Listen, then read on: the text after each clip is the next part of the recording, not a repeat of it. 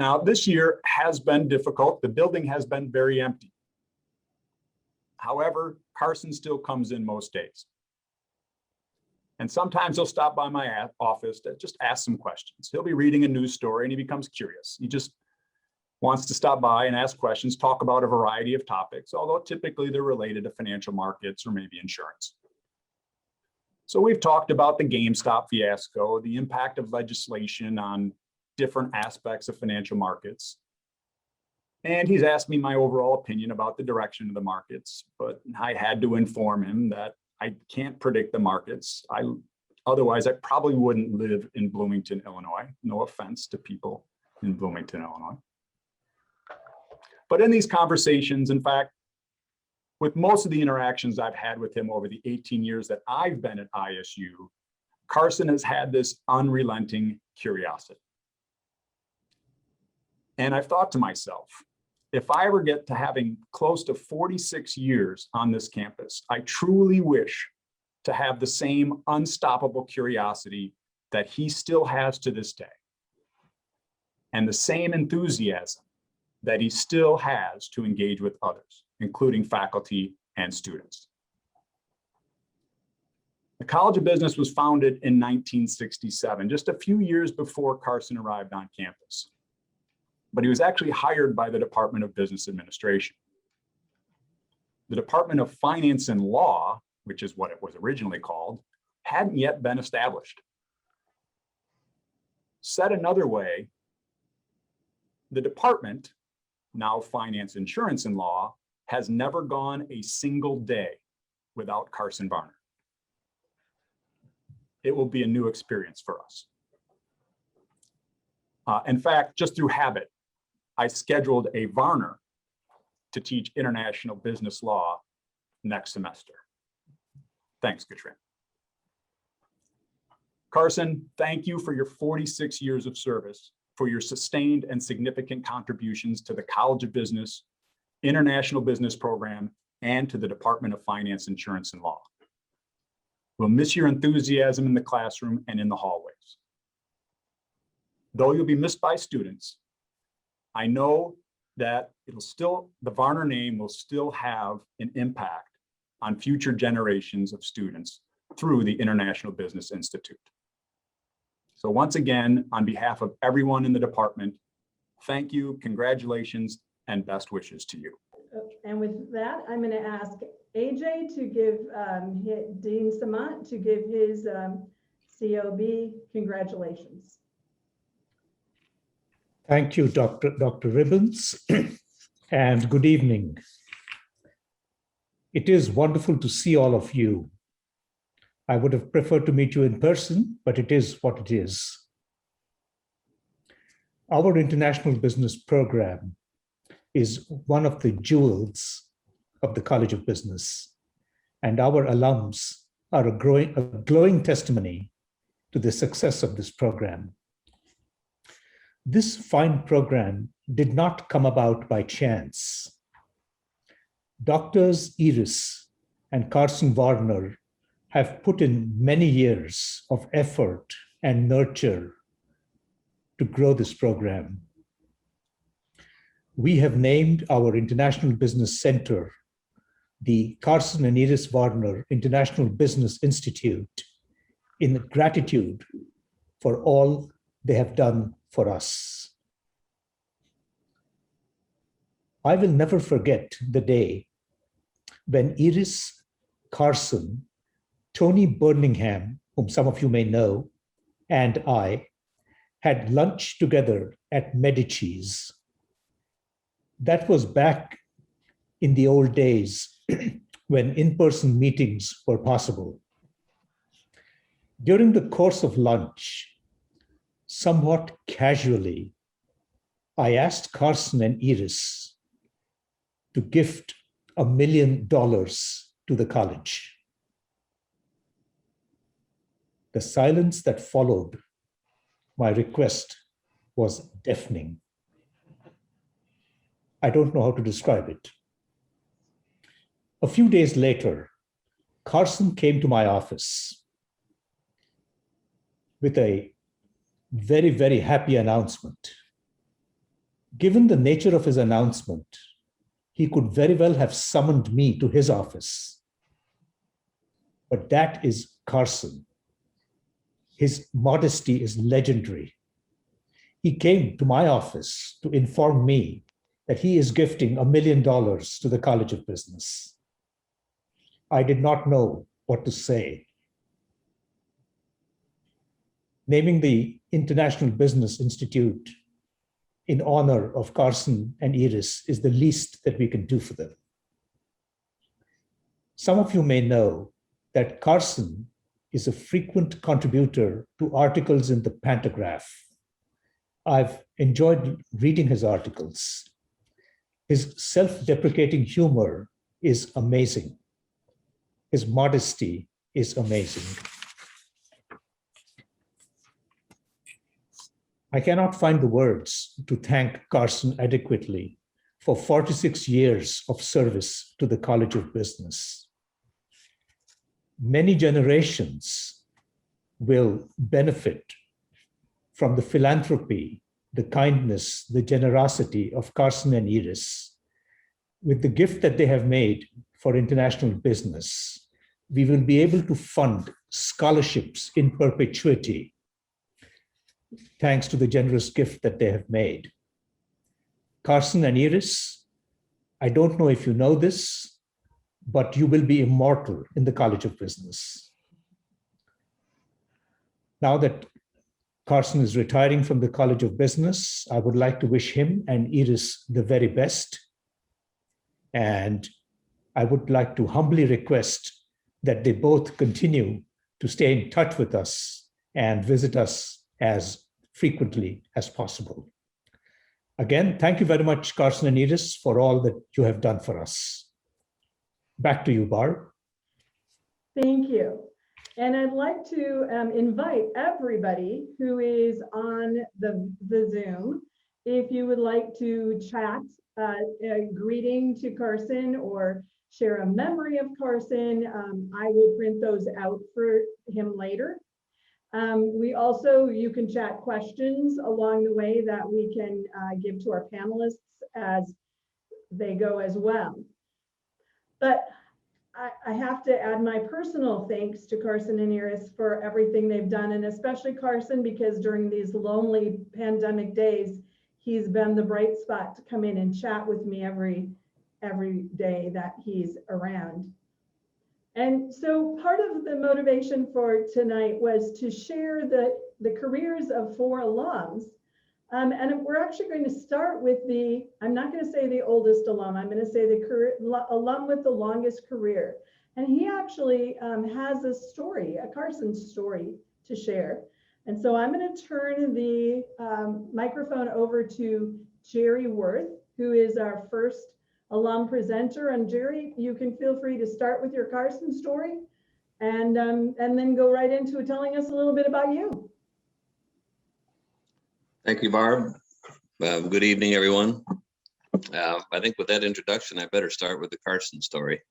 Carson and Iris have been friends of mine since my time at ISU in the late 1980s. They visited my family's farm in DeKalb County in Carson's old convertible Chevy on a nice summer day. But more to the point, my relatives come from Alsace in France. And after I did a study abroad program in the UK, I spent several months traveling and spent at least a month of that, or 2 perhaps, with my great uncle and aunt in Alsace, working in their vineyards. While I was there, I was reminded by Carson, I had a paper due for one of his classes. I worked on the paper in my uncle's upstairs bedroom and completed it and mailed it off. I don't remember to where, but I think he had a German study abroad program that he was participating in at the time. And I think I had an address in Germany and sent it there. I then finished my time and moved north from Alsace to visit friends in Norway. And stopped on the way in Bonn, where I thought the study abroad program was based, and I walked all over the university, made a complete fool of myself looking for the Varners, and of course didn't find them because I'm not sure that they were in Bonn. But about a month later, I received a nice letter from Carson saying that he had decided to come down and visit me in Alsace. Of course, I wasn't there. So Carson, and I don't know if Iris was there or not, but he just dropped in unannounced with my relatives, who were ever so delighted to have a visitor whose German was perfect. And Carson was ever so delighted to listen to the Alsatian. This would have been my great aunt Caroline, my aunt Caroline, my father's, oh, never mind, a relative, an elderly relative, whose German was proper Hochdeutsch. And I can remember the fact that my professor dug me up in Alsace, and when I wasn't there, he proceeded to make himself credit home and enjoyed a lovely afternoon with my relatives, but without me, probably better company. So that's my Carson story. My name's Jerry, and I don't have an international business major. My major was in finance, but I did have a form of an international business minor. I think I had Carson for 4 classes because I enjoyed the law so much. And Iris was a constant presence and really opened my eyes to the idea of involving culture in business. After university, I got hired by Caterpillar into the Treasury Department and was sent after a year or so to Dallas in Texas, worked there for a few years until I realized that although the company was fantastic, I remained a shareholder. And although the job was very well paid and fascinating, I was bored with the lifestyle. And I figured out that the corporate lifestyle wasn't really for me.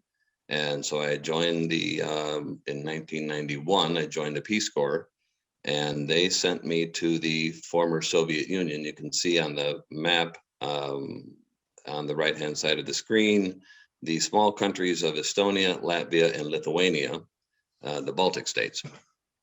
I was sent to Estonia within months after the fall of the Soviet Union. In that capacity, I was supposed to work with farmers to help businesses get started, and I think to some degree just be a force for good in my own small way in this little town on the very far northern coast of Estonia. I was for a time the northernmost Peace Corps volunteer in the world. Because we were in the very first group to enter the Soviet Union, there was no Peace Corps office in the country, so we were entirely on our own. And I have to say, I had the absolute time of my life. I consulted with farmers, helped them get finance, helped them write business plans. I had a radio show in Estonian, which underscored the importance of me finding a different career, because I really didn't have one in broadcast journalism. Particularly in a foreign language that I was by no means fluent in, but it was a great source of amusement for the people listening to it, and to some degree to me as well. I was also, as the only foreigner in a county of about 80,000 people, I was invited along to witness the handover of Soviet military bases. The Soviet military was still occupying the Baltics, and they had a scheduled withdrawal. And as they would withdraw, the Estonian military, such as it was a few months after independence, would sort of receive the bases from the retreating Soviet army, and they would have me come along as a witness. Very fascinating experience to have gone through. One small anecdote which sort of gives rise to the ideas that Kevin alluded to from the what it was finance and law department, was just the notion of banking. You have to understand that a country that is a few months old, still using the Soviet ruble as its currency, tried to undertake some form of modern banking, but they really didn't have the the know-how or the means to do so. I started or financed, in fact, the first used car rental business in Estonia. It was a natural offshoot of my time at Caterpillar. And I did so because the chap who wanted to get a loan from the bank said, they will give me a loan, but they need my car as collateral.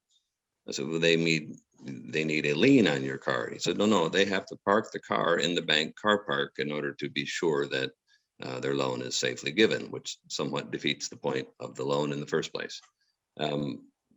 That is just one example of many of the tremendous difficulties that the people in these countries, all three of the Baltic states, were going through. And yet it seemed like something that the countries had a future. And if you look to the past, you understand why. They were forcibly annexed into the Soviet Union.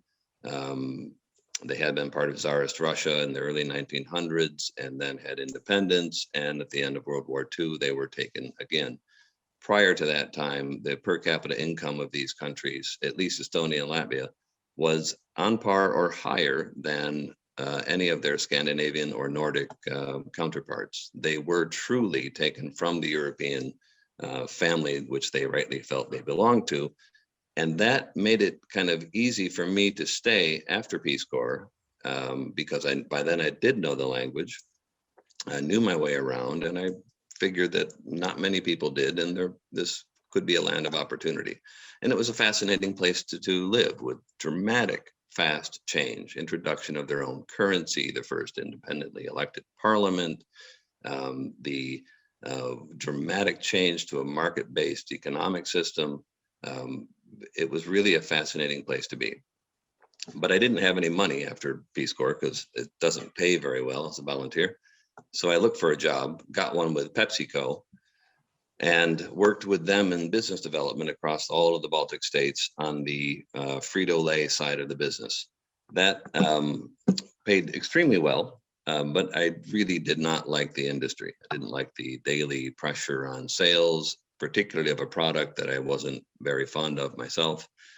While I was in Latvia with PepsiCo, I met several other expats and used to play soccer with them on the beach on the weekends. And I had at ISU played 1 year with the men's soccer team, so I more or less could play. And this English chap who I'd play with met me one night at an Oktoberfest at the local hotel, and he had a few pints by then, and he says, you know, I think you're the only bloody Yankee I've ever met who can play proper football. I think we should work together. And that was perhaps the nicest job interview I'd ever had. And within a couple of weeks, I'd left PepsiCo and joined him in a shipping company where we imported bananas from Ecuador and chicken from the US, from Tyson and other companies, into the former Soviet area. We didn't buy them, we handled them, stored them, and expedited them by train as far afield as Yekaterinburg in Siberia, Baku in Azerbaijan, which took trains straight through Chechnya, which is the subject of another story. And the business went very well.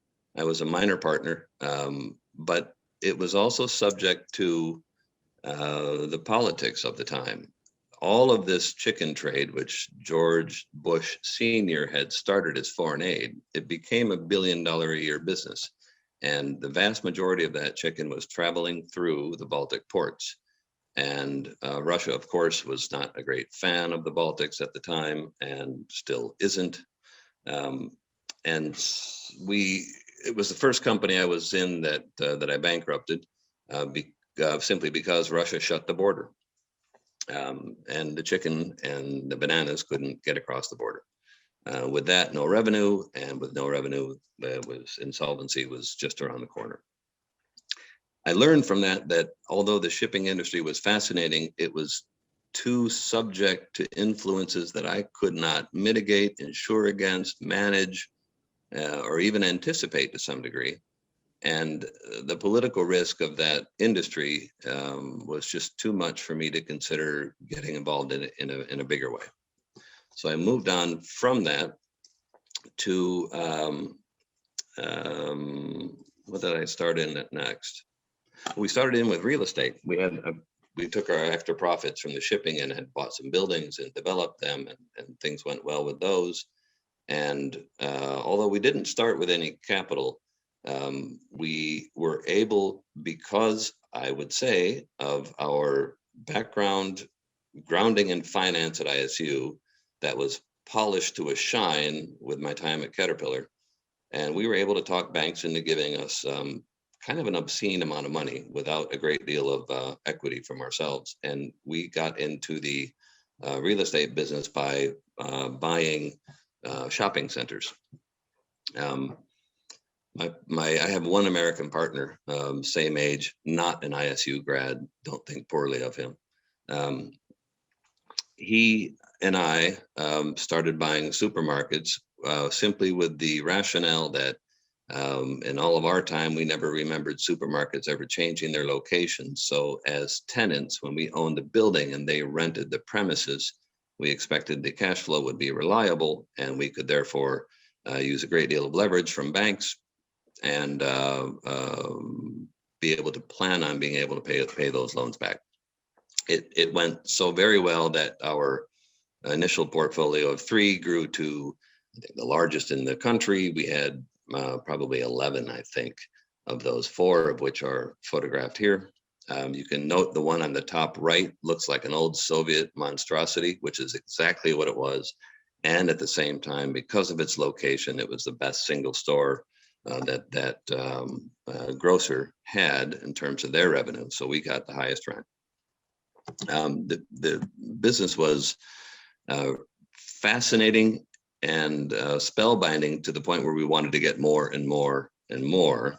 So we borrowed more and more and more. We issued a bond, put it on the, at that time, NASDAQ, NASDAQ had bought the local exchanges. So we had our first corporate bond listing on the NASDAQ exchange. And for a time, my partner and I became the most indebted foreigners in the entire country. I'm not sure that I'm proud of that, partly because this was just in the run-up to the crisis in 2008, which hit the country of Latvia, where we were living, extremely hard. We were able to slide through it, however, and by the skin of our teeth, I should add, and at the cost of a great deal of hair loss. But we decided from that once this portfolio stabilized, we would sell it. And we did in 2014 or 15, quite happily, and paid down most of that debt. At the same time, and this isn't exactly chronological, but at the same time, we sort of fell into a furniture production company where we had half ownership.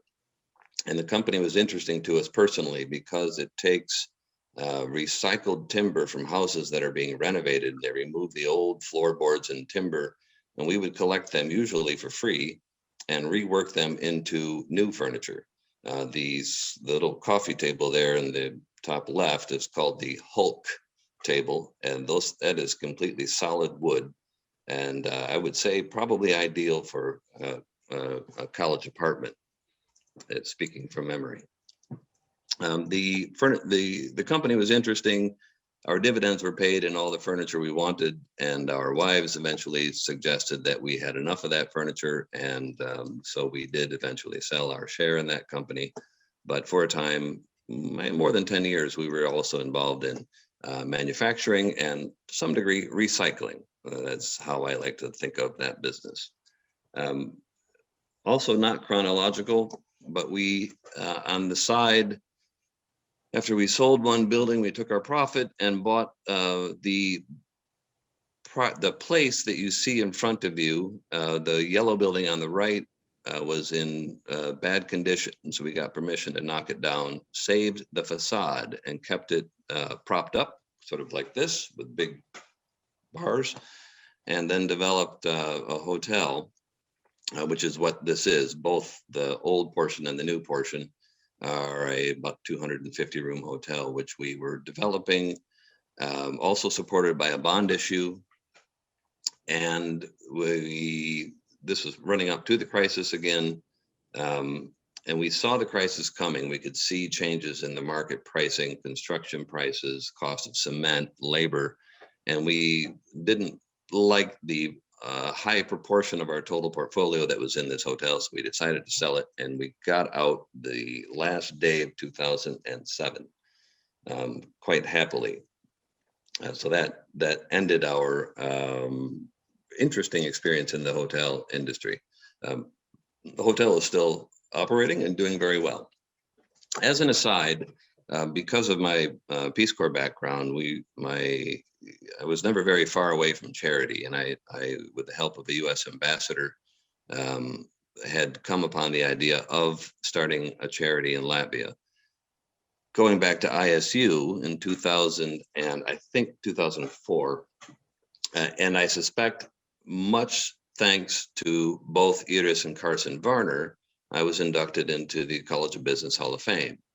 And at that induction ceremony, I met the treasurer of McDonald's, who was a fellow inductee, Mike Richards, and we became very friendly. And I combined that with the idea of this charity, and I pestered him for almost a year by email until he, I suppose, got tired of the tirade of emails and sent a field team out to Latvia to look at it. They agreed it was fine, and they agreed to support us with a charity that's independent, that I'm the founder of, but they provided this fancy truck that you can see of a value of about $500,000. And fast forward more than 10 years, and this truck, which provides mobile prophylactic healthcare to children all around in every corner of the country, has treated over 40, maybe 42,000 children by now, and we will close in on 50,000 very soon. It's become an institution. The Ministry of Health is partnering with us, has come to us to partner. And this is all born from, well, let's say, start with the Carson's sort of pushing my name, and then the fortuitous meeting with another ISU grad. And the result is a very satisfying one. The single best assets that we've bought within the real estate world are these yellow buildings that you can see that were built by Catherine the Great in the 1700s, before the US was a country, and they were built to house the military garrison of the soldiers that were guarding the center of Riga, the capital city of Latvia. Today, they are office buildings. We have tenants like L'Oreal, Unilever, German accounting firms, the Gallup company, very large multinational companies, and over a hectare of land. And they are just wonderful to see a building that is so old that it doesn't need insulation, because the walls are, they're wider than this picture. The walls are made of stone, and they're so thick that the buildings are naturally insulated. We, with any luck, will pass those on to our children, who can decide if they want to sell them one day in the future. The last thing, I'm endlessly curious, and I think that's one of the things that attracted me to studying with Carson, is that I'm just curious. And I started a business that was really started as a hobby business to prove a point. And the point was that because the climate in Latvia is very similar to the climate in Normandy, colder, but similar, I reasoned that if Normandy can produce the Calvados, or the apple spirit that they're famous for, that we should be able to do so in Latvia as well. So I started distilling myself. I was terrible at it, but I got a lot better. And after about 10 years of experimenting, we have a company. We've just put this 4-year-old spirit in the bottle. It's aged in old Calvados and cognac barrels from France. And the apples that you can see stacked around represent the only apple buyer in this town where we're located, which makes us both popular with the local people and gives us a very, very cheap source of raw product. And the only ingredient in that spirit is apples, nothing more. We haven't yet started distributing. So the marketing, the branding, pricing, and distributing are still things that we've yet to learn.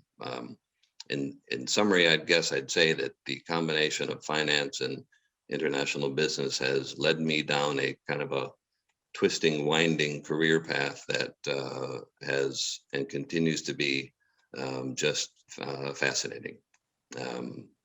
Sorry if I've gone on too long. Barb? You're good. You're good. You have a really fascinating story. So now we are going to switch to our next grad, Alexandra. Alex, Yes, can you guys hear me? we can hear you just great. Oh, thank you. My ear pods were giving me problems at the beginning. So yes, first I just have to laugh to what Jerry just said, because we actually have in our basement a big barrel of apple wine ourselves fermenting. So we have one thing in common. So because I live here in Germany, and in our region, Apfelwein is something that the locals drink. And as a hobby, we have lots of apple trees. And so my husband has a neighbor that actually distills schnapps. And so they'll press the apples and they won't let anything go to waste. So if we have a good year, we'll have some apple wine. I prefer to mix it with Sprite, but you can also drink it dry. But I thought it was kind of funny how two ISU grads are into the apple wine making. So yeah, thank you for having me. I'll just give also a little background about myself. I'm originally from Oswego, Illinois. So I grew up in Illinois, went to ISU, graduated in 1996 with a degree in international business. I also have a minor in finance. I have an international background, so already growing up, my mother's German. So for me, I grew up with a lot of cultural diversity. That was probably one of the drivers that had me decide to major in IB. I always knew that I wanted to go more on the business side when I went to school, and it was actually a great fit, ISU, with that major. When I graduated in 96, to be honest, I was kind of in a little depressive state because I was spoiled at ISU, and the fact that I took part in many of the international programs. I did a semester at the University of Paderborn. I also did 2 years the CIBI program. Back then, I don't believe it's at ISU anymore, but Dr. Joel Nicholson, it was the Summer International Business Institute, where it's kind of a reverse exchange, where we had students come to ISU for the summers from all over the world. And so I would travel a lot. And so when I graduated, I really didn't want to sit in an office and have 2 weeks of vacation a year. And so I took some time to find myself. I recommend that everyone don't have the pressure to jump right into things. Think about things. If you have the luxury of time, think about what you want to do. And I took that time, substitute taught to make money and give me the flexibility to travel and interview. And growing up, I always had a fascination for logistics, whether it was air traffic, rail, or ship. So I decided that I wanted to get more into the customs freight forwarding industry. And so my first job actually was for a subsidiary of Japanese Airlines. It was a freight consolidator. And to be honest, it was probably one of the worst jobs I ever had. But it was a blessing in disguise because we had leased office space from the Lufthansa cargo building, which is so ironic because I have a German background. I grew up flying Lufthansa. I never actively looked to find a job at Lufthansa. It was, I don't know, maybe destiny, but I ended up having a job that was not a right fit for me in the same building where Lufthansa owned the building and leased. And so our break room was actually shared with Lufthansa employees. And so I actually culturally fitting, because this was a Japanese company, I was the only female that was non-Japanese. There's a little cultural background, some stories to that, but I had a more fit culturally with the Lufthansa people. And so they had a position open And I just jumped on it just to get out. At that time, I was looking into getting certified, perhaps as a customs broker. I really wanted to work more for Schenkers or Kuehne+Nagel. They're some of the global, actually it's now DB Schenkers, some of the global heavyweights when it comes to logistics and freight. But I decided to try Lufthansa. Honestly, the airline industry is not a well-paying industry, especially if you're not at the corporate level. And when I first started, I was not at the corporate level. I was at Lufthansa Cargo working in their cargo accounting and auditing department. It was my foot in the door. And also what was interesting is that in the same building, the passenger airlines, so you have Lufthansa Cargo and then you have the passenger airlines, two separate companies. They had a position open for marketing manager for the US Midwest. They were going through a restructuring phase where a lot of people were retiring, and I found this out after the fact, they were looking for a younger team to build from the scratch. And so I took a jump and, to be honest, applied for a position at that time I was not qualified for on paper based on what they wanted for experience. But they took a risk with me, and it worked out pretty well. So I was there for about 4 years, responsible for the Lufthansa entire marketing plan, budget. Our focus was more B2B, more the agency corporate side, not the actual customer.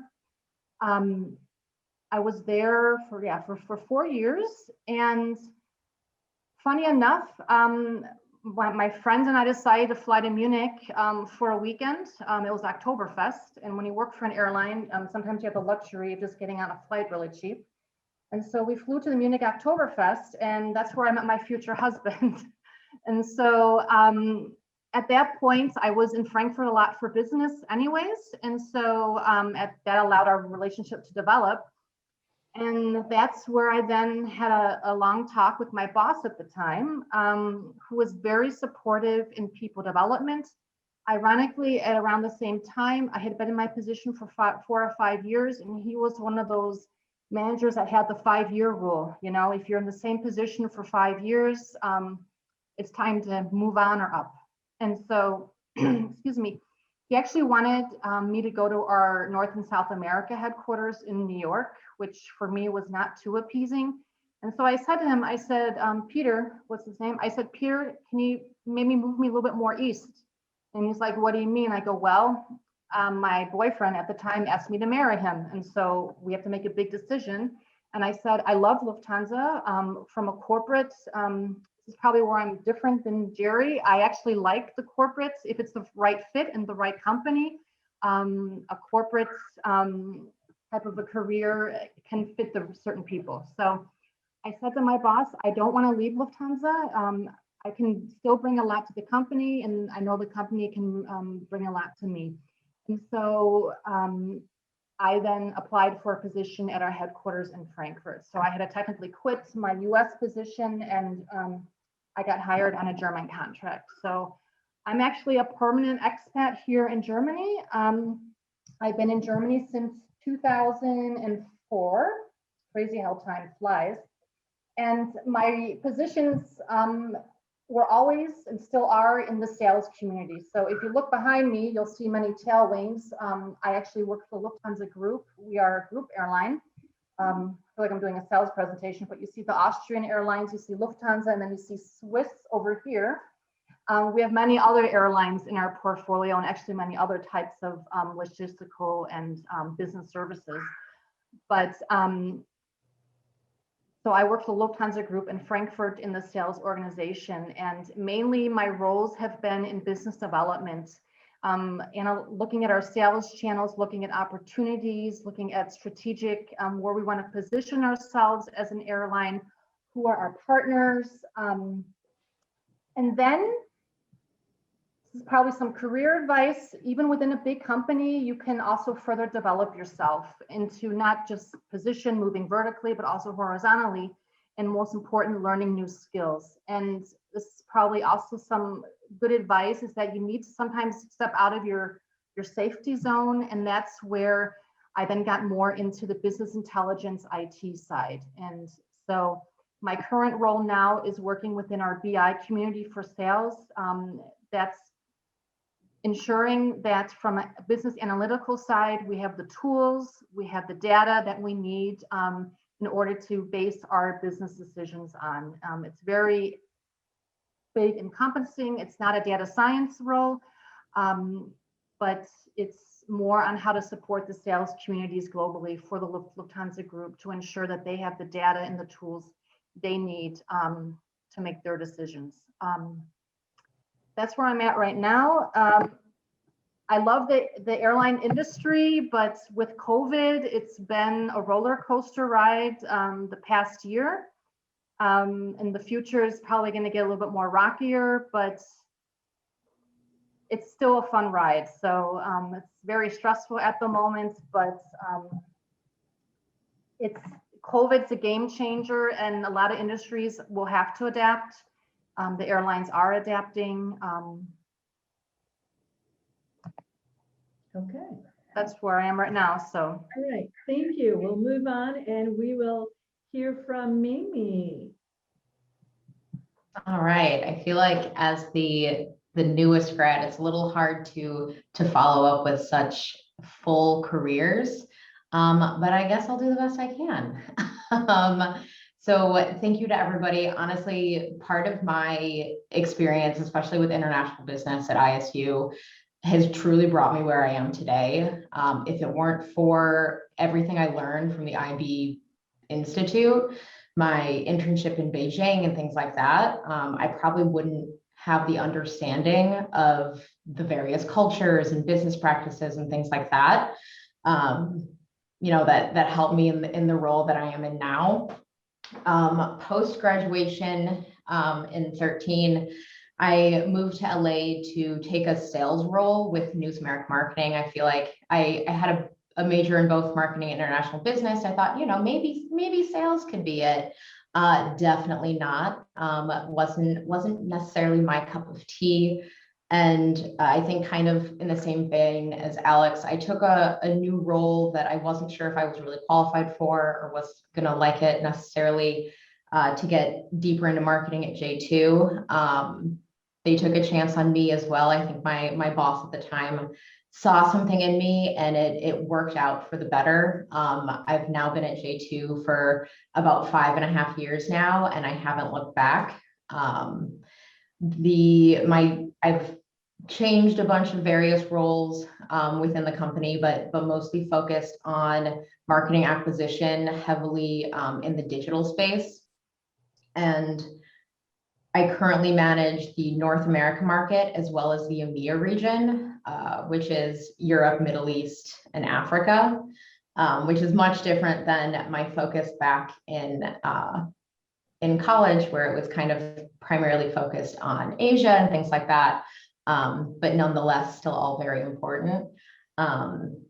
Especially today, I think in Europe, there's so many various compliances and rules and regulations regarding privacy that North America does not have. And so dealing with all of those challenges and things like that, and especially with regards to, so in my current role in digital, I work for a very, very sexy part of the company that deals with online faxing or digital signature and that kind of those kinds of products. And with COVID, it actually pretty much benefited us just because the move of work from home and things like that. So I have a slightly different story on the North America side, whereas in EMEA, it was almost like everything kind of shut down. So we can probably tell some more of those stories, but as we're kind of coming out of that a little bit, learning more about what to do with our regions. And actually recently this week, our company announced that we will be splitting off as our own publicly traded company. So I'll get to deal with all of those exciting things about becoming a new entity within a larger entity. So that's kind of where I am now, a much shorter, succinct career path thus far. You'll get there, Mimi. We'll come back and visit you in 25 years and you'll have a similar tale. Sounds So great. We'll move to the other newbie of the group, Larry. Yes, thank you. I'm with Mimi. Those are tough acts to follow. So I graduated in 2006, international business major.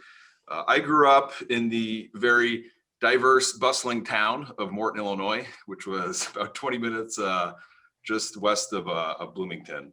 I didn't grow up with much cultural diversity at all. So my exposure really started in Bloomington at ISU in the international business program.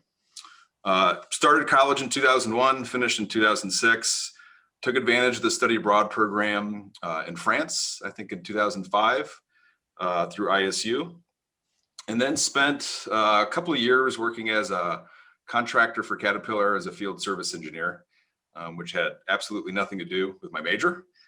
Made the quick realization there that I wouldn't be working very much international business in that current role. So I left and went over to get my graduate degree at a school in Arizona, Thunderbird School of Global Management.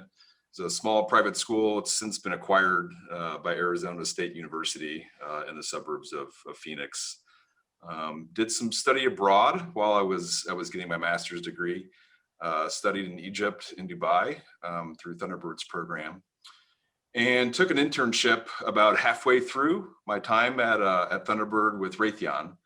And I've essentially been at the same employer ever since, so probably about 12, 13 years. Started out in international business development, so kind of a strategic planning role, migrated over to what we call in the defense industry capture management, which is similar to sales in a commercial environment, and then moved over to production management and program management, picking up profit and loss responsibility for the business. And I've been in production management now for probably about 5 to 6 years.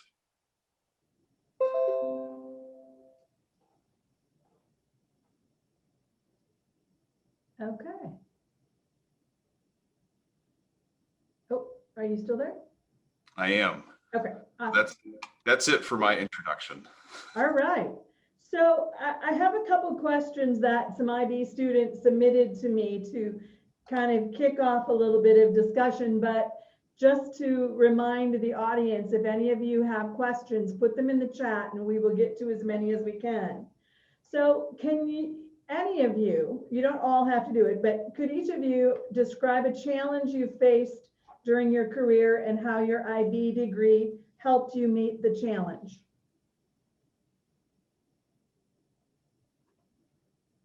Answer that quickly with what I just said about probably the worst job I had when I worked for my first job that was with the Japanese subsidiary, the freight border.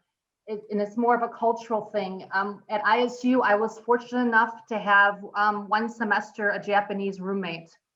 And also she was in a few of my classes, and she really kind of opened my eyes up to the corporate, to the Japanese culture, and also kind of, gave me some insight on what their corporate culture is like. And that really helped me in trying to adapt to this company, because just a little background, I was the only woman in this company, and my boss, it was a communication issue. And I realized that he had, it could be stereotypical, but I hear a lot, this is how back then, at least the Japanese hierarchy was. He was so nervous and so scared to make any mistakes.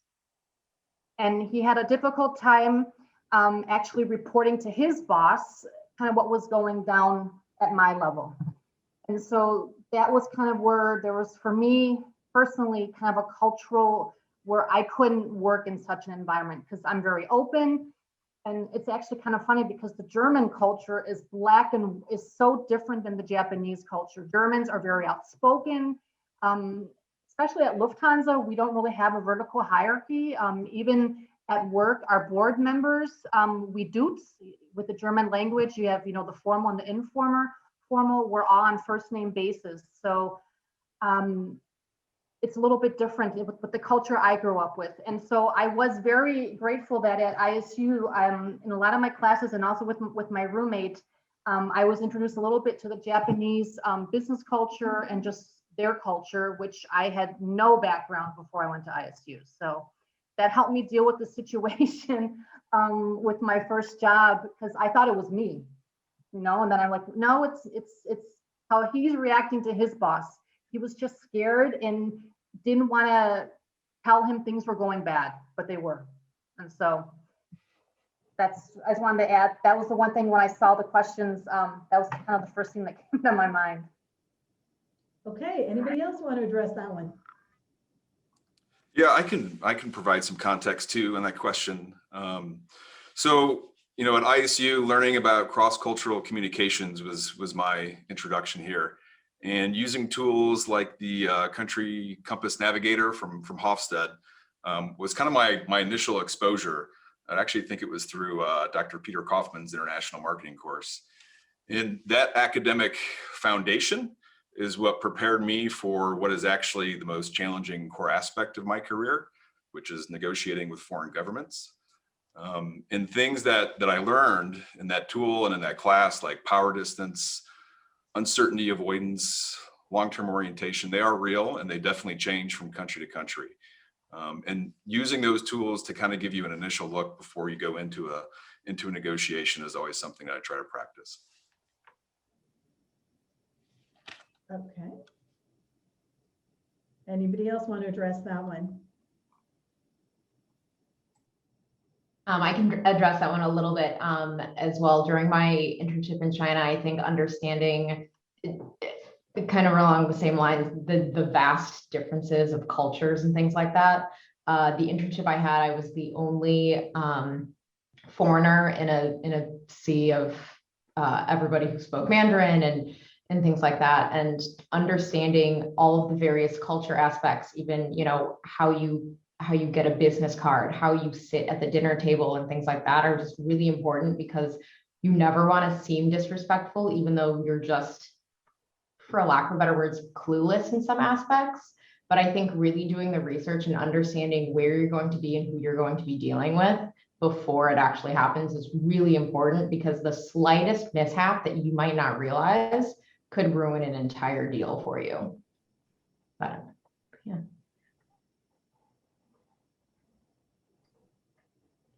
Okay, moving on to the next question. Can you share a little bit how the global mindset, the ability to think bigger, maybe beyond your own situation, has shaped you professionally and personally as you've moved into your careers?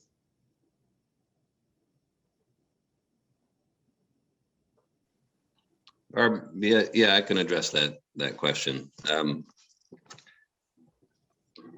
I don't know that studying international business gave me the tools that I need for navigating business in a variety of different cultures, most especially those that were early post-Soviet cultures, and therefore tainted by that thing called the Soviet culture. But what it did give me is the awareness of the need to have those tools. In other words, the understanding that you can't expect that the American way of driving goal-oriented behavior and disagreeing with somebody who may be your superior, or the things that we take for granted are can be very foreign to people in other countries. And that, I mean, it's something you refine all the time. I'm quite sure that I am and always will be learning aspects of the cultures in which I do business, but I'm getting better at it, and I hope to always be getting better at it. Right now I live in Spain, which is where I am at the moment, and the Spanish couldn't be more different than the Baltic people. And having that immediate understanding, not necessarily of every nuance of Spanish culture, but of how it is not the same as where I've been within the Baltic states, each of whom have their own little nuances, makes me a lot more in tune with the subtle clues that I get when I meet people either on the street or across a negotiating table or in a bank. And it doesn't intimidate me at all, in part because I've learned that through starting with ISU and then honing that skill over years and years, you realize that the first best step in some cases, if you have the luxury, is to observe. And as Mimi said, to try to avoid maybe not losing face. They don't use that phrase so much here, but for the sake of a better phrase, losing face. Okay, anybody else want to address that one?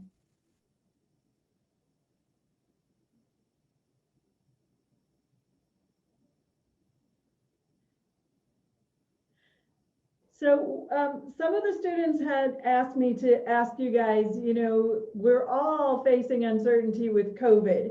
So from your own perspective, what do you think the current IB students should be thinking about, aware of, as they're looking at starting careers in a post-COVID world? One of the biggest pieces of advice I feel like I can give, honestly, be flexible. If you find a job rec that might not 100% be what you think you're interested in or you think you're qualified for, you could be completely wrong. A job description doesn't necessarily fit the entire aspects of what that job can entail. And then who knows, you know, a few months, a year down the line, that role can entirely change throughout that process. And even if, you know, you find that that role doesn't fit you, there can be something else, you know, down the line that better fits whatever you want. I just know, you know, if I look back after I graduated, where I am today is completely different from what I thought I was going to be doing. And you just have to keep learning and keep changing and kind of roll with that flexibility.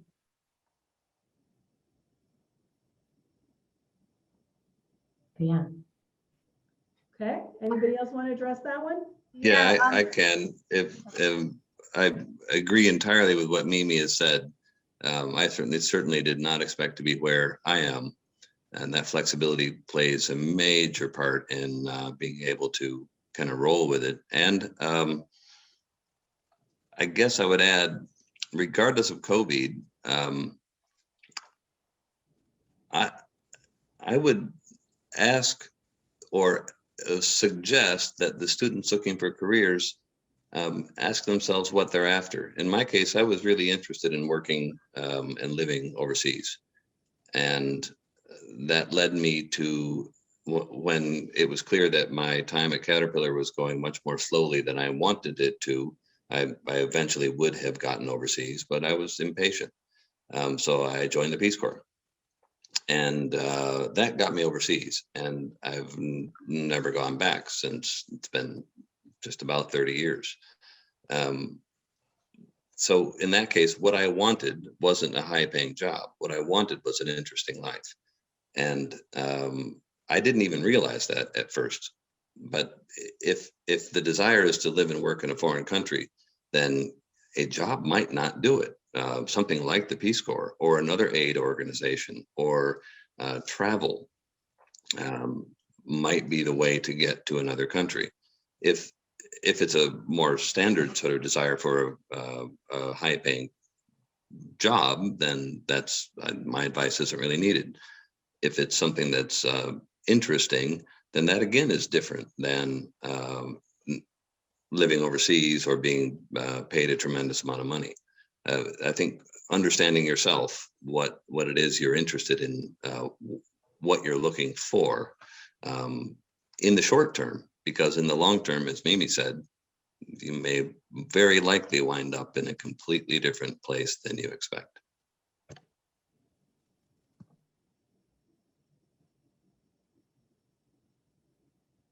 Anybody else want to address that? I agree with everything 100%. I mean, the flexibility is the number one thing right now, but my other advice would be is stay attuned to what is changing, because COVID has been a disruptor and a game changer for many industries. It also offers many opportunities. When I think back to what Mimi said, I mean, for her company, it opened doors. I mean, when you look at digital sign and everything, I mean, even with Lufthansa, all these digital tools that we're now implementing just internally for us, there's also opportunity. But I think things are just happening so fast, and maybe this is the change manager coming out, because that's also one of my roles at Lufthansa, but you have to be willing to adapt to change. And there's many different steps to that, but the main thing is flexibility and look for opportunity, and have the strength to maybe step out of your box, because money is important, but it's not everything. And actually studies have shown that changing jobs for money is only a short-term satisfaction. I mean, if you look at like what job satisfaction is, it's basically more the role. Are you satisfied? Do you have tasks that actually, sorry, my German's kind of coming out now, but are you happy in what you do? Does it drive you? Is it not mundane? Does it challenge you? Those are actually things that long-term make you happy. I mean, yes, money is important. You have bills to pay, and for some people, money is everything. But it really comes down to the job and what you're getting up for every morning, and that's not usually the money what makes you happy. So yeah.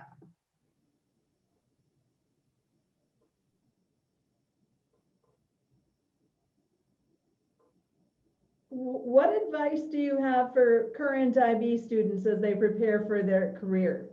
Are there things you did at ISU that really shaped you or made a difference? You've kind of touched on some of this, but students always want to know, what would you tell your younger self? What are you glad you did? What do you wish you'd done? I can take this one. So I think there's two characteristics that stand out for young professionals and students that they almost always bring to the workplace. And they're characteristics that I actually search out when I'm evaluating prospective talent. So the first is your attitude. Keep a positive attitude. Staying optimistic. That has a secondary effect, which generally means you don't feel failure. And if you're not fearing failure, that's an asset, especially in a lot of aging companies that have aging workforces. So don't be afraid to put that forward and highlight that. Second to that is staying hungry. So having hunger for a challenge and eagerness to prove yourself, and being willing to tackle, any project or any challenge, despite maybe how unglamorous the project could be extremely invaluable in growing your career and keeping you on an accelerated track. So stay positive, stay hungry. Those are two characteristics that you can always highlight, and they're independent of your experience level or your knowledge base. Great. Anybody else want to address that? Can go. At ISU, one of the biggest things that I don't regret to this day is getting involved. I was part of Delta Sigma Pi, the business fraternity. Get as involved as you can. Honestly, learn from alum, like come to as many kind of panels and things like this, because this is the kind of stuff that you might not get in the classroom, but will be extremely helpful in the real world, and you're not going to realize it. You could be getting like credit or something like that for coming to events like this, but in the end, these are really helpful. When you have a panel of, professors or, alum and things like that can support you and mentor you in the future, it's only going to help you get that much further. Yeah. Jerry or Alex, have anything you want to add? I would echo what Lawrence has said. When I hire people, I look for people that don't bring me problems, but bring me solutions. People who are maybe not unlike a Boy Scout or a Girl Scout, trying to help. It's relatively simple. It's the same sort of thing parents try to teach their children. You know, if you look around and see what needs doing and then volunteer to help. Those types of basic skills work just as well in the workplace as they do in the family. I can also attest to that. I mean, your learning doesn't end when you graduate and you have that diploma. And especially, I mean, when we interview people, it's great when you see someone who's willing to learn something new. And I mean, you of course you want to sell yourself, but it's also great to ask, you know, what do you do for personal development to really continue your learning process? I mean, for myself, I mean, I never envisioned that I would be getting into data science, Tableau, dashboards. I mean, I was always not the computer type person, but that was an opportunity that came up for me internally. And so be willing to learn and let your employer or your prospective employer know that, hey, I'm willing to learn new things, because it's such a fast changing environment. I mean, in order to stay in the stream, you're going to have to continue to learn. And that might mean having to go outside of your box. And when I think also internally by us, all of our high performers, they're energetic, happy people. So if you're in a position where you're not happy, I mean, you can go through the mundane daily act, but it's going to come through for your performance. So of course, everyone has a bad day, or you might not like your team or your boss, but as long as you're passionate for what you're actually doing, it shows through. So, I mean, I can say for us, high performers are at a ground basis level, they're happy with what they're doing, and they're willing to adapt, change, learn new things. Okay, we have a question about what you think about master's degrees. Are they important to find a job, a corporate position in IB, or do you think you can still get one with just an undergrad degree? I can answer this one because I deal with the hiring for our internship program for our division. And it depends where, and I can speak for Europe. So in Europe, the past few years, they changed their degree program. So they now have they try to make the bachelor kind of globally accepted. But to be honest, in Europe, most people automatically go from a bachelor straight into a master's for many reasons. One, it doesn't cost the house like it does in the States. And the fact that the actual bachelor's here, at least in Germany, it is supposed to be equal to a US bachelor's, but they want to now see more masters, because the old bachelor's in Germany and in most of Europe was actually a higher level than the bachelor it is now. So I know for Lufthansa and for many companies that my friends work for, most of their management trainee programs, unless you have, well, honestly speaking, most people have masters. Not MBA, so not to confuse with MBA is a different category, but you can also have a master's in Germany for business, but it's not an MBA. So I just thought I'd put that out there because, I mean, right now our program, because of COVID, is no longer taking place, but most of our applicants who aren't doing a required internship for the bachelor's, which we do take, but most have masters, and all that go into our management trainee program have masters. Not MBAs necessarily. Actually, when I think about it, not too many MBAs, because MBA is also kind of more for mature with experience. Most people, at least in the German region I'm at, by Lufthansa especially, they get the MBA as like an executive program. Just want to throw that out. Larry, what kind of people do you hire? So I think it kind of depends, but in terms of starting your career, I think it helps. It's certainly by no stretch of the means a requirement.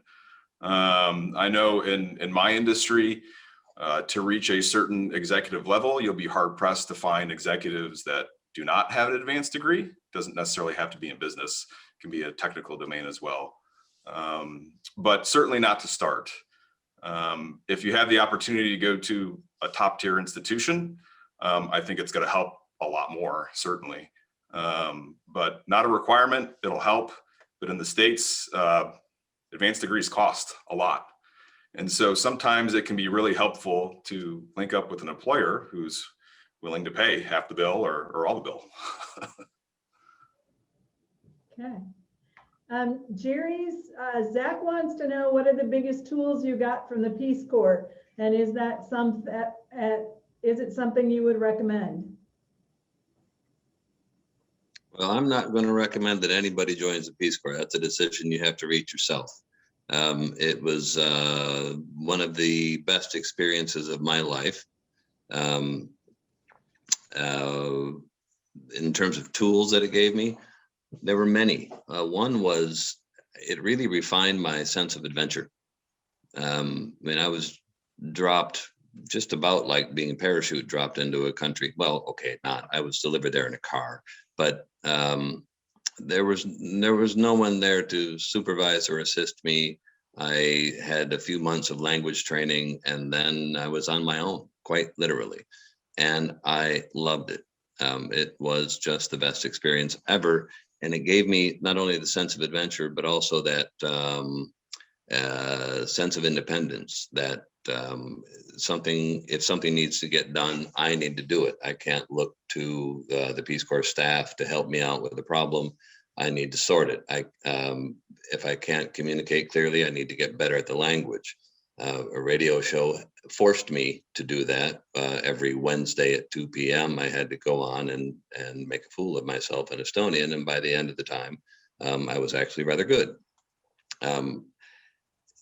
It also helped me to not take myself too seriously, that radio show being the same example. And in fact, I learned from it that I really did not want to go back to the corporate world, and that I wanted to continue to find opportunities on my own. So a sense of adventure, building confidence in myself, a sense of independence, and it just made me addicted to curiosity. By being thrown into another culture without any support mechanisms, including the ability to fall back on English in a country at that time that didn't speak English, now they all do, was a really wonderful way to just hone that sense of curiosity, and it's never left me, and I hope it never does. That's to me the most important thing, learning new things about each culture that I come in contact with. And I'm going to add to that we have had a steady stream of IB grads going to the Peace Corps.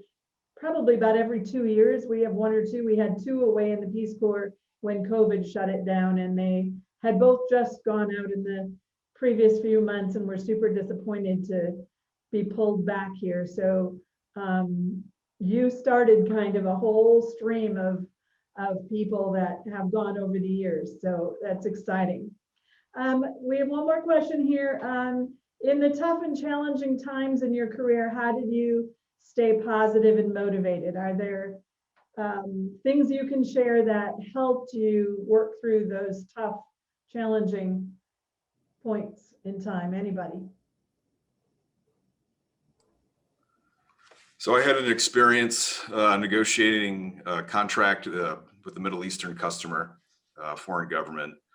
And the negotiation went on for months and months, probably almost 12 months. And, you know, coming from the States, I think Jerry had mentioned this, we're very goal-oriented, results-oriented. It was very, very difficult, very frustrating to kind of be working with someone across the table that wasn't so interested in the result or the goal. It was more about the process for them. And I think the way I stayed positive and motivated is I stopped focusing on the result in the business and started focusing a little bit more on the people aspect and taking the time to getting to know the individuals, spending some social time with them while I was in country, and just focusing a lot less on the business, while still making sure, you know, my upper management understood we had an objective that we were always focused on. But just, yeah, focusing less on the result and standing in their shoes and trying to enjoy the process along the way as most as we could. Okay. Anybody else?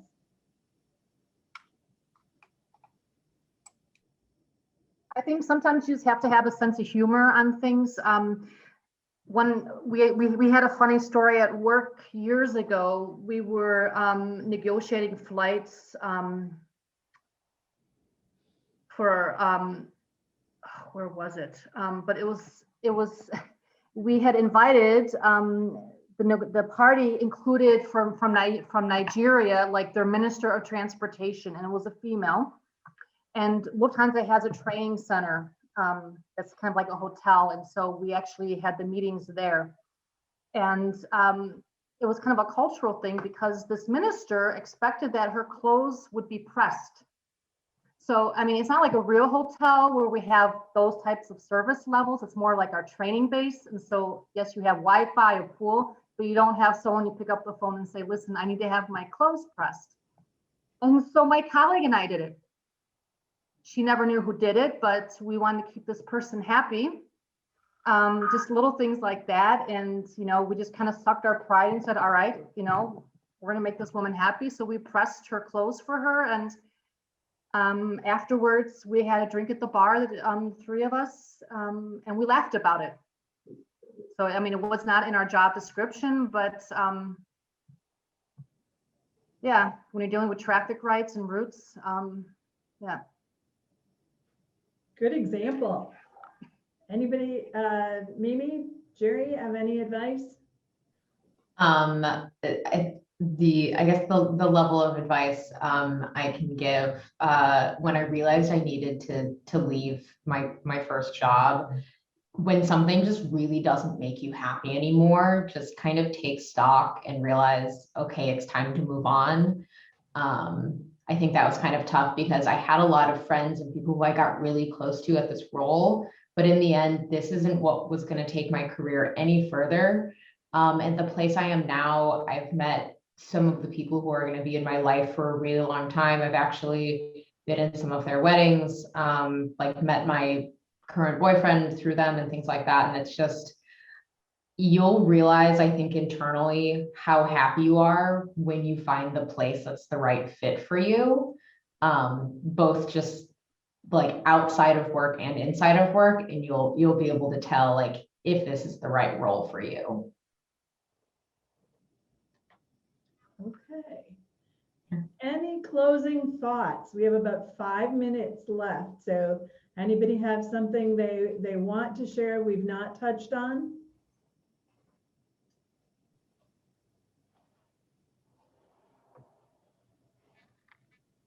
Yeah, I would add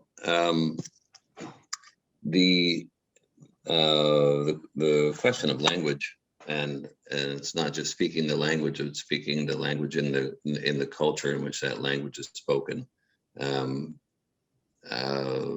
I've had a very rich and short time in Estonia because I had to learn the language right away. I had no other option, and I'm glad I did. I speak it still today and have a very different experience there in my first 5 years than I did in Latvia the first 5 years, where I lived in the center of the capital city. Vastly different languages, completely unrelated. Center of the capital city, working with foreign customers, embassies, in a very Anglophile environment or English-speaking environment. And I speak Latvian just fine now, but it took those several years before I learned it off the street. And going backwards from that, I've gathered that if I live in a foreign country, the very most important thing to start with is to get as deeply into the language as possible. It makes not just business, but life that much more interesting. And I find that most of my best transactions have come from places unrelated to business. When I'm involved in charity, I meet somebody at an event and they say, oh, by the way, did you know about this? Or if I'm traveling, I'm hitchhiking and somebody picks me up and I am able to speak with them. Just the level of interaction with people from that particular country is vastly different, even if it's a country that is where English is widely spoken. It's the single best thing that I've done in any country I've lived in. Okay, great idea. I mean, great topic. Language is important, definitely. Any other closing thoughts from any of the other panelists?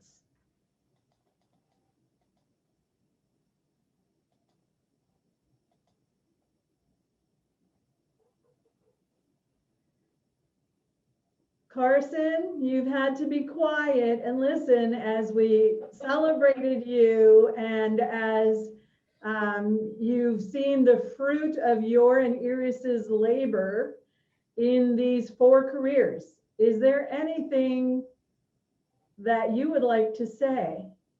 You want to? Well, you know, Wait. Okay. Which button do I need to push? No, we got you. We can hear you. You got, okay. Okay. Well, you know, they've said so many nice things about me, and I'm still alive. It's sort of one of those things you get. They eulogize you. That, yes. I'm writing a little article right now about my first experiences going overseas when I got off the boat in England. And just before I got off the boat, this was in Southampton, boat, the ship, New Amsterdam, and there was called boat train into London, and you bought the ticket, well, on the ship, first class or second class. Huh? I'm an American. There's no second class for me. And I went around, and what is a second class about? Is it some boxcar with hay? Well, actually, I'm glad to say frugality won on that. And that was my very first experience with that other culture. And let me give you one more sort of following up on Jerry. I had high school Spanish and foreign language required in college. I took German, not knowing where it would lead.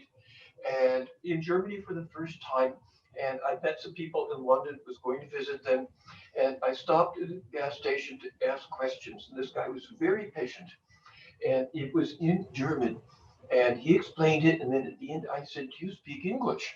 "No." Wow, I communicated in this foreign language. And as Jerry's talking about, it was so exciting. And I guess just like with Jerry, this has been such a big part of my life, to be able to talk to these people and expand the people you can talk with by millions. And that's why we're in international business there, because we find it exciting all the way through. And those little tiny things, they're add up and make a very exciting and interesting life. And I've seen one example after another in our seminar here today. So that's what it's going to make you say anything. Well, I would just like to add, I find it so exciting to see when I look back at the beginnings of the program and now to see alums that actually work all over the world. They are everywhere and they come back to share their background and give advice. I just think that's wonderful. Nobody would have thought about that at the late 70s. Was in the middle of the cornfields, international business. Are you kidding us?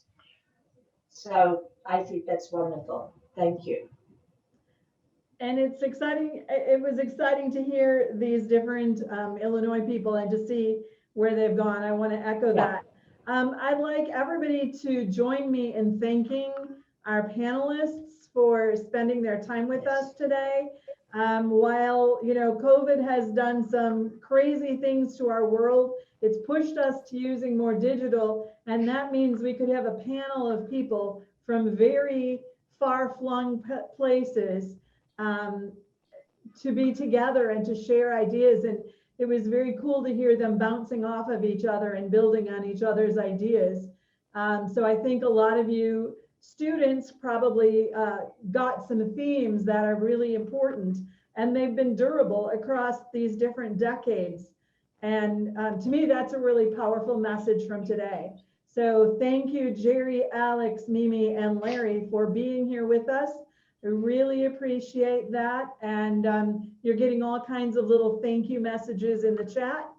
And I will hang on here for a few minutes if anybody has one-on-one sorts of things they want to connect about, but otherwise, thank you for coming.